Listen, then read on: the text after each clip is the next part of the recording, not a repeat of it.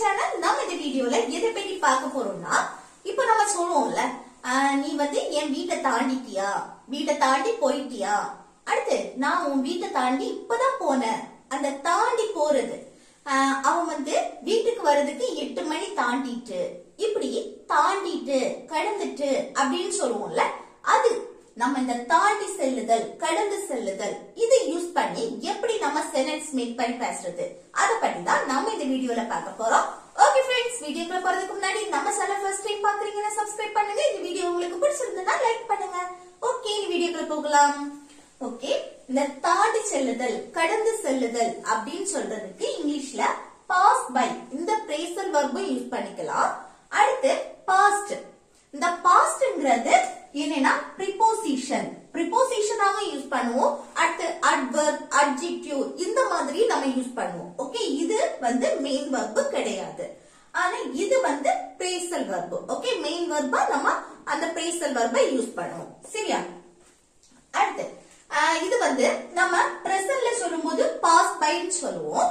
அதே இது பாஸ்ட்னு சொல்லுவோம். பாஸ்ட்ல சொல்லும்போது பாஸ்ட் பை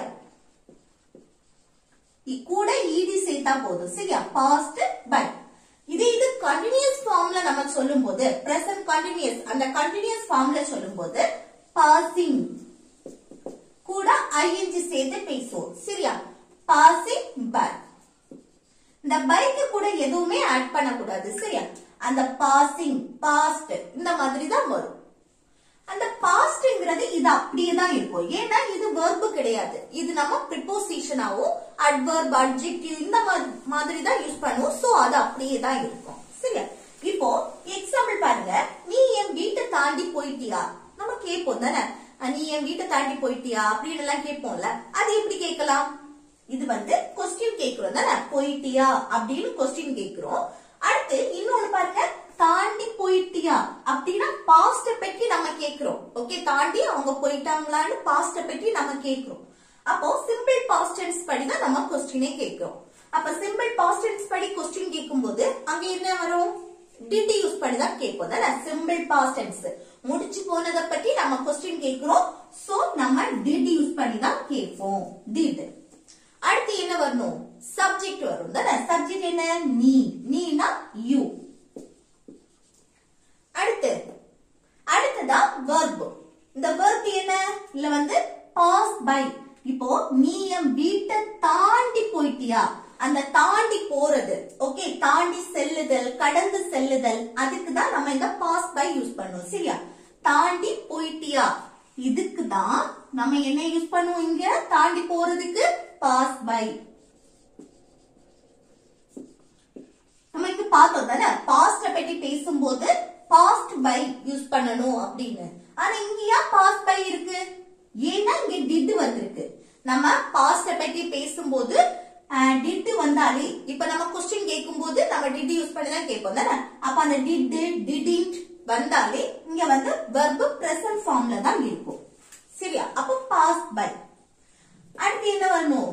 என் வீட்டை அப்படின்னா என்னுடைய வீடு, மை ஹவுஸ். அடுத்து ஒரு கொஸ்டின் மார்க். அப்போ நீ என் வீட்டை தாண்டி போயிட்டியா அப்படின்னு கேக்குறதுக்கு did you pass by my house, did you pass by my house.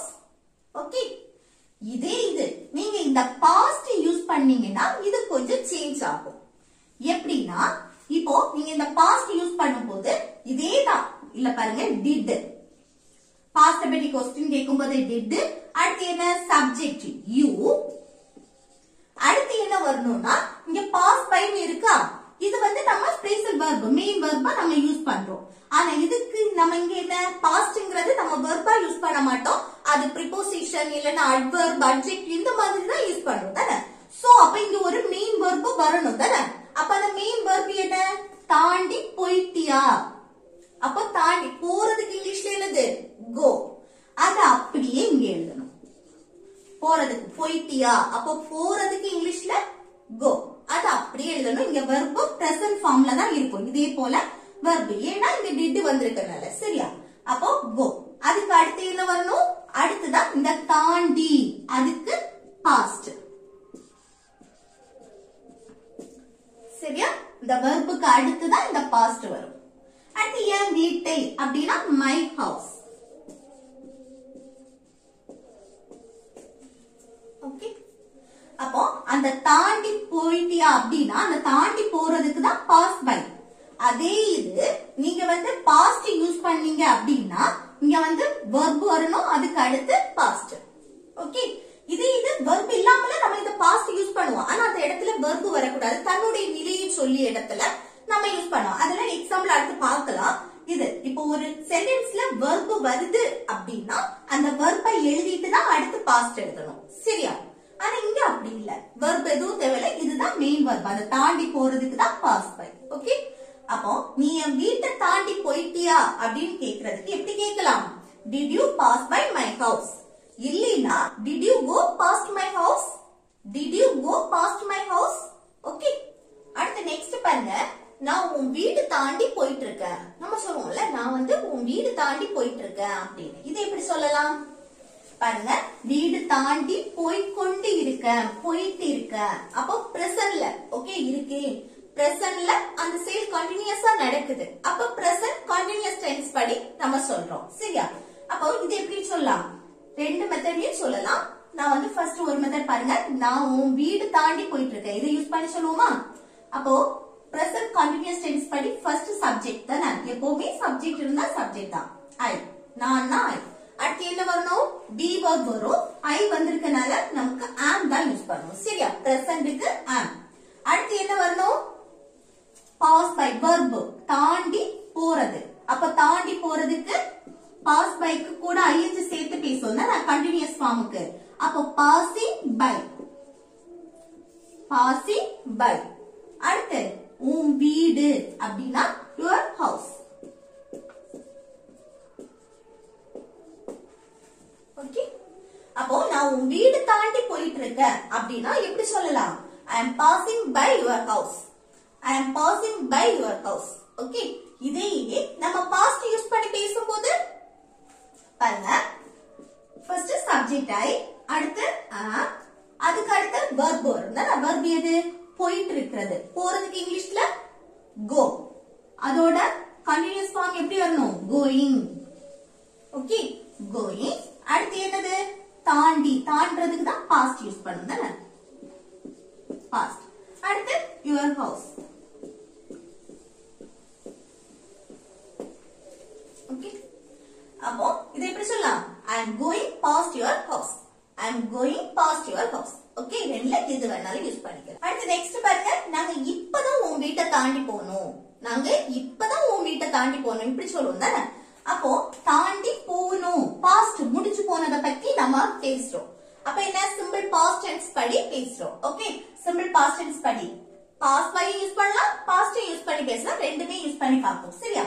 அப்போ ஃபர்ஸ்ட் என்ன? சப்ஜெக்ட் நாங்க. நாங்கன்னா தன்னையும் தன் கூட இருக்கிறவங்களையும் சேர்த்து பேசும்போது யூஸ் பண்றது. அப்ப we. Okay, நாங்கன்னா we. அடுத்து என்ன வரணும்?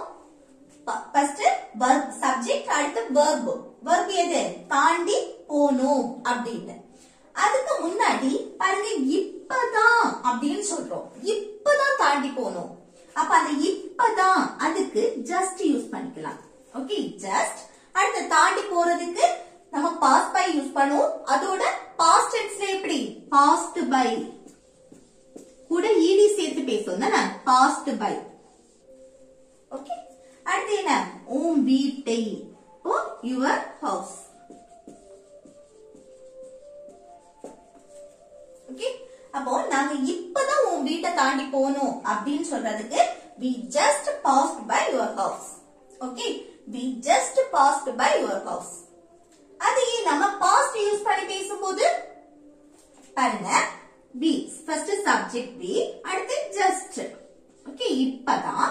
அடுத்து என்ன வரணும்? verb, போணும், போறதுக்கு go. அதோட past went. went. அடுத்து என்ன வரணும்? past. அடுத்து உன் வீட்டை, அப்போ your house. ஓகே, அப்போ நாங்க இப்பதான் உன் வீட்டை தாண்டி போனோம் அப்படின்னு சொல்றதுக்கு ரெண்டு மெத்தட்ல எது வேணாலும் சொல்லிக்கலாம். சரியா? we just went past your house. Okay, இல்லனா we just your house. Okay. அடுத்த நெக்ஸ்ட் எக்ஸாம்பிள் பாருங்க. நாங்க இன்னும் உன் வீட்டை தாண்டி போகல. இது நம்ம வந்து நெகட்டிவ்ல சொல்றோம். இன்னும் உன் வீட்டை தாண்டி போகல. இது என்ன? இத வந்து நம்ம present perfect tense படி நம்ம நெகட்டிவா பேசணும்.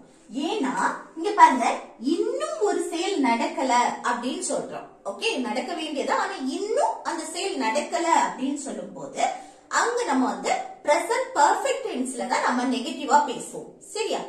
அப்போ இத எப்படி சொல்றது பாருங்க. ஃபர்ஸ்ட் இந்த past by யூஸ் பண்ணி சொல்லுவோமா? இதுல வந்து ஃபர்ஸ்ட் சப்ஜெக்ட் நாங்க, நாங்கன்னா we. அடுத்து என்ன வரணும்? present perfect tense படி நம்ம have இல்லனா has யூஸ் பண்ணனும் தானே. இங்க சப்ஜெக்ட் we வந்திருக்கு. சோ have தான் யூஸ் பண்ணுவோம். have க்கு கூட என்ன? இன்னும் உன் வீட்டை தாண்டி போகவில்லை நெகட்டிவ்ல பேசுறோம். சோ haven't இல்லனா have not னு கூட சொல்லிக்கலாம். ஓகே, இல்ல haven't. அடுத்து என்ன வரணும்? தாண்டி போகவில்லை. அப்ப தாண்டி போறதுக்கு pass by யூஸ் பண்ணுவோம். இங்க வந்து verb என்ன ஃபார்ம்ல இருக்கும்? V3 ஃபார்ம்ல இருக்கும். past participle. அப்ப V3 என்ன? past by தான். கூட ed மட்டும் சேர்த்தா போதும். past by. ஓகே. அடுத்து உன் வீட்டை, சாரி, உன் வீட்டை. சரியா? அப்போ your house. அடுத்து இன்னும், இன்னும்ங்கிறது yet. இந்த yetங்கிறது லாஸ்ட் தான் நம்ம யூஸ் பண்ணணும். சரியா? அப்போ நாங்க இன்னும் உன் வீட்டை தாண்டி போகல அப்படின்னு சொல்றதுக்கு எப்படி சொல்லலாம்? we have it passed by. okay, we have it passed by your house yet. okay, we have it passed by your house yet. இது நீங்க past யூஸ் பண்ணீங்கன்னா எப்படி எழுதணும் பாருங்க. இதே போல எழுதணும். we have it. அடுத்து இங்க என்ன verb? போகவில்லை. போறதுக்கு இங்கிலீஷ்ல என்னது? go. அதோட past என்னது? went. இங்க என்ன வரணும்? past participle verb V3 ஃபார்ம்ல இருக்கும். அப்ப என்ன? went. அடுத்து என்ன? gone. ஓகே, gone தான் verb. go, went, gone. சரியா? அடுத்து என்ன வரணும்? இந்த past. past அப்படியே எழுதணும். அடுத்து இதே போல your house. your house. அடுத்து இன்னும் அப்படிங்கிறதுக்கு yet. சரியா? வந்து gone past. அப்போ இதை எப்படி சொல்லலாம்? நாங்க இன்னும் உன் வீட்டை தாண்டி போகலன்னு சொல்றதுக்கு இப்படியும் சொல்லலாம். we haven't gone past your house yet. okay, we haven't gone past your house yet. okay. Next, அது பள்ளியை தாண்டி இருக்கு. நம்ம சொல்லல, அது பள்ளியை தாண்டி இருக்கு, அது ஹாஸ்பிடலை தாண்டி இருக்கு, அது பஸ் ஸ்டாப்பை தாண்டி இருக்கு. இந்த மாதிரி அது தாண்டி இருக்குது அப்படின்னு சொல்றோம். ஏதோ ஒண்ணு நம்ம சொல்றோம், அது தாண்டி இருக்கு அப்படின்னு சொல்றோம்.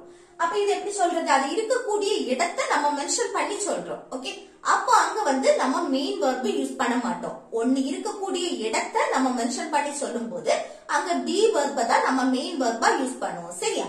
அப்போ அது பள்ளியை தாண்டி இருக்கு அப்படின்னு சொல்லும் போது அது இருக்கக்கூடிய இடத்தை மென்ஷன் பண்ணி பேசும்போது எப்படி பேசலாம்? ஃபர்ஸ்ட் சப்ஜெக்ட் அது, அதுனா it. it. அடுத்து be verb யூஸ் பண்ணுவோம். be verb என்ன வரும்? தாண்டி இருக்கிறது அப்படின்னா பிரசன்ட்ல சொல்றோம். பிரசன்ட்க்கு be verb am, is, are. அதுல it யூஸ் பண்ணிருக்கனால இங்க is தான் வரும். ஓகே, it is இல்லனா இத வந்து it's னு சொல்லிக்கலாம். ஓகே, it's னு சொல்லலாம், இல்ல it is. ஓகே, அடுத்து என்ன வரணும்? இங்க வந்து past தான் யூஸ் பண்ணணும். சரியா? இந்த be verb-க்கு அடுத்து past யூஸ் பண்ணுவோம். சரியா? இங்க pass by வந்து யூஸ் பண்ண கூடாது, அது கரெக்ட்டா வராது. past தான் கரெக்ட்டா வரும். சரியா? past தாண்டி இருக்குது. அடுத்து எது தாண்டி? பள்ளியை. அப்ப the school. நம்ம சொல்றோம்ல, ஸ்கூலை தாண்டி இருக்கு, காலேஜ் தாண்டி இருக்கு, பஸ் ஸ்டாப்பை தாண்டி இருக்கு. அப்ப இந்த இடத்துல என்ன வருமோ அதை எழுதணும். சரியா? அப்போ அது பள்ளியை தாண்டி இருக்கிறது அப்படின்னு சொல்லும்போது it is past the school. it is past the school. Okay, அடுத்து நெக்ஸ்ட் பாருங்க. நான் ஹாஸ்பிடல் தாண்டி நிக்கிறேன். நம்ம சொல்லுவோம்ல, நீ எங்க நிக்கிற? நான் ஹாஸ்பிடல் தாண்டி நிக்கிறேன் அப்படின்னு சொல்லுவோம் தானே. இதை எப்படி சொல்லலாம்? நான் ஹாஸ்பிடல் தாண்டி நிக்க அப்படின்னு சொல்றதுக்கு நிக்கிறேன், நின்று கொண்டு இருக்கிறேன். ஓகே, இந்த இடத்துல நம்ம பாஸ்ட் யூஸ் பண்றதா கரெக்டா இருக்கும்.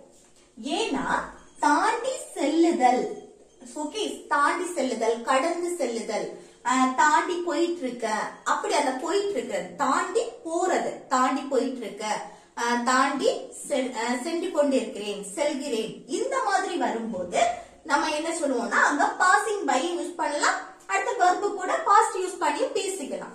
ஆனா தாண்டி நிற்கிறேன், ஓகே, நிற்கிறேன், நிற்கக்கூடிய இன்னொரு வெர்பு வந்திருக்கு. ஓகே, அப்ப இந்த இடத்துல அந்த வெர்பை மென்ஷன் பண்ணிட்டு அடுத்து இந்த பாஸ்ட் எழுதுறது கரெக்டா இருக்கும். சரியா? இப்ப பாருங்க, ஃபர்ஸ்ட் சப்ஜெக்ட் நான், நான்னா ஐ. அடுத்து தாண்டி நிற்கிறேன், நின்று கொண்டு இருக்கிறேன். அப்போ அது பிரசன்ட்ல கண்டினியூ ஆயிட்டே இருக்கு. அப்ப பிரசன்ட் கண்டினியூஸ் டென்ஸ் படி ஃபர்ஸ்ட் ஐ போட்டாச்சு, சப்ஜெக்ட் எழுதியாச்சு, அடுத்து ஆம் பி வெர்பு, அடுத்து வெர்பு. வெர்பு என்னன்னா நிற்கிறேன், நிற்கிறதுக்கு இங்கிலீஷ்ல என்னது ஸ்டாண்ட், கூட ஐஎன்ஜி சேர்த்து பேசுவோம், ஸ்டாண்டிங். Okay, standing. அடுத்து இந்த தாண்டி, அதுக்கு இந்த பாஸ்ட் யூஸ் பண்ணுவோம். சரியா? தாண்டி போகிறேன், தாண்டி செல்கிறேன், இந்த மாதிரி வரும்போது இந்த பாசிங் பை யூஸ் பண்ணிக்கலாம். ஆனா தாண்டி நின்று கொண்டு இருக்கிறேன், நிற்கிறேன் அப்படின்னா அந்த நிற்கிறது தான் எழுதணும், எழுதிட்டு அடுத்து பாஸ்ட் எழுதணும். சரியா? அடுத்து ஹாஸ்பிட்டல், அப்ப த ஹாஸ்பிட்டல். ஓகே, ஓ நான் ஹாஸ்பிட்டல் தாண்டி நிற்கிறேன் அப்படின்னா இது எப்படி சொல்லலாம்? I am standing past the hospital. I am standing past the hospital. Hospital தாண்டி நிற்கிறேன். ஹாஸ்பிடல் தாண்டி போயிட்டு இருக்கேன்னா இந்த ஸ்டாண்டிங் வேண்டாம், அதுல பாசிங் பை போட்டா போதும். சரியா? அடுத்து நெக்ஸ்ட் எக்ஸாம்பிள் பாருங்க, நான் ஹாஸ்பிடல் தாண்டி நடந்து போயிட்டு இருக்கேன். நான் ஹாஸ்பிடல் தாண்டி நடந்து போயிட்டு இருக்கேன், இது எப்படி சொல்லலாம்? இதுவும் இதே மெத்தட்ல தான். ஏன்னா ஹாஸ்பிடல் தாண்டி போயிட்டு இருக்கேன் அப்படின்னு சொல்லும் போது அங்க என்ன பாசிங் பை யூஸ் பண்ணுவோம். அது இன்னொன்னு வருது பாருங்க, நடந்து போயிட்டு இருக்க, அப்போ அது நடக்கிற வெர்பு வந்திருக்கு. ஓகே, அப்போ அங்க என்ன யூஸ் பண்ணணும்? இந்த பாஸ்ட் யூஸ் பண்ணி தான் பேசுவோம், இந்த நடக்கிற வெர்பு யூஸ் பண்ணுவோம். சரியா? இப்ப பாருங்க, போயிட்டு இருக்க பிரசன்ட் கண்டினியூஸ் டென்ஸ் தான். ஓகே, இப்ப பிரசன்ட்ல கண்டினியூஸா இந்த சைடு நடக்கு. அப்போ ஃபர்ஸ்ட் சப்ஜெக்ட் நான் ஐ, அடுத்து am, அதுக்கப்புறம் வெர்பு என்ன? நடந்து போறதுக்கு இங்கிலீஷ்ல என்னது? walk, கூட ஐஎன்ஜி சேர்த்து பேசும், walking, நடந்து போயிட்டு இருக்க, நடந்து போறதுக்கு walking. அடுத்து தாண்டி, அதுக்கு past. அடுத்து ஹாஸ்பிட்டல், அப்போ the hospital. இது நடந்துன்னு சொல்லாம தாண்டி போயிட்டு இருக்க அப்படின்னா இங்க என்ன இது எழுதுறதுக்கு பாசிங் பை போட்டா போதும். புரியுதா? பாசிங் பை போட்டா நடந்து போயிட்டு இருக்க, சாரி தாண்டி போயிட்டு இருக்க, ஹாஸ்பிட்டல் தாண்டி போயிட்டு இருக்க அப்படின்னு சொல்றது. ஆனா ஹாஸ்பிட்டல் தாண்டி நடந்து போயிட்டு இருக்க அப்படின்னு சொல்லும் போது இதுதான் கரெக்டான method. Okay, I am walking past the hospital. I am walking past the hospital. அடுத்து நெக்ஸ்ட் பாருங்க, அவன் இங்க வந்த போது 8 மணி தாண்டிட்டு, நம்ம சொல்லுவோம்ல அவன் இங்க வரும்போது 8 மணி தாண்டிட்டு அப்படின்னு சொல்றேன். இது எப்படி சொல்லலாம் பாருங்க, அவன் இங்க வந்த போது வரும்போது இது அப்படியே இருக்கட்டும், 8 மணி தாண்டிட்டு இத மட்டும் எடுப்போம். இது வந்து என்னது? பாஸ்ட் பத்தி பேசுறோம். ஓகே, 8 மணி தாண்டிட்டு, அவன் வந்த போது 8 மணி தாண்டிட்டு, அப்ப பாஸ்ட பத்தி முடிஞ்சு போனதை பத்தி பேசுறோம். அப்ப அடுத்து பாருங்க, இது அப்படியே இருக்கட்டும், இது பாருங்க 8 மணி தாண்டி விட்டது, அப்போ இத மட்டும் தான் ஃபர்ஸ்ட் எழுத போறோம். 8 மணி தாண்டிட்டுன்னு சொல்லும் போது இங்க வந்து சப்ஜெக்டா என்ன எடுப்போம்னா இட். Okay, it. அடுத்து என்னன்னா இங்க வந்து மெயின் வெர்பு வராது. நம்ம வந்து டைம் பீரியட் நம்ம சொல்றோம் 8 மணி தாண்டிட்டு, 8 மணி தாண்டல, இந்த மாதிரி சொல்லும் போது நம்ம அங்க வந்து பி வெர்பை தான் மெயின் வெர்பா சேர்ப்போம். அதுக்கு அடுத்து இது வந்து ப்ரிபோசிஷனா நம்ம பாஸ்ட தான் யூஸ் பண்ணுவோம். ஓகே, ப்ரிபோசிஷனா என்ன யூஸ் பண்ணுவோம்? பாஸ்ட். இங்க பாஸ் பை வராது. ஓகே, பாஸ் பைங்கிறது ஒரு மெயின் வெர்பா நம்ம யூஸ் பண்றது. இங்க மெயின் வெர்பே வராதே, 8 மணி தாண்டிட்டு இப்படி டைம் பீரியட் நம்ம சொல்றோம். ஓகே, அப்போ இங்க இட் யூஸ் பண்ணும்போது பாஸ்ட பத்தி பேசும்போது வாஸ் தான் யூஸ் பண்ணுவோம். அடுத்து பி வெர்புக்கு அடுத்து நம்ம பாஸ்ட் யூஸ் பண்ணுவோம். அந்த 8 மணி தாண்டிட்டு, 8 மணி 8 o'clock. அப்ப 8 மணி தாண்டிட்டுனா it was past 8 o'clock. Past வந்தாலே அந்த தாண்டிட்டுன்னு அர்த்தம். ஓகே, it அவன் இங்க வந்த போது. அப்ப இது எப்படி எழுதலாம்? போது. போதுன்னா when. when. அடுத்து சப்ஜெக்ட் அவன். அவன்னா he. அதுக்கு அடுத்து verb எழுதணும். verb என்ன? past. முடிஞ்சு போறத பத்தி தானே பேசுறோம். அப்போ வாரதுக்கு இங்கிலீஷ்ல come. அதோட past came. இல்லைன்னா arrive. arriveோட past arrived. இப்படியே எழுதலாம். ஓகே, arrived னு சொல்லலாம், இல்ல came னு சொல்லலாம். ஓகே, ரெட்ல எது வேணாலும் யூஸ் பண்ணிக்கலாம். அடுத்து என்ன வரணும்? இங்கே. இங்கேனா here. ஓகே, அப்போ அவன் இங்க வந்த போது 8 மணி தாண்டிட்டு அப்படின்னு சொல்லும்போது எப்படி சொல்லலாம்? It was past 8 o'clock when he arrived here. Okay, it was past 8 o'clock when he arrived here. அடுத்து நெக்ஸ்ட் பாருங்க, 8 மணி தாண்டவில்லை. நம்ம இப்போ கேட்போம்ல, இப்போ மணி 8 தாண்டிட்டா? இல்ல, இப்போ 8 தாண்டல அப்படின்னு சொல்லுவோம் தானே. அப்போ 8 தாண்டலன்னு சொல்லும்போது இப்போ உள்ள நிலவரத்தை நம்ம சொல்றோம். அப்ப என்ன, இங்க வந்து சப்ஜெக்டா it யூஸ் பண்ணணும். it.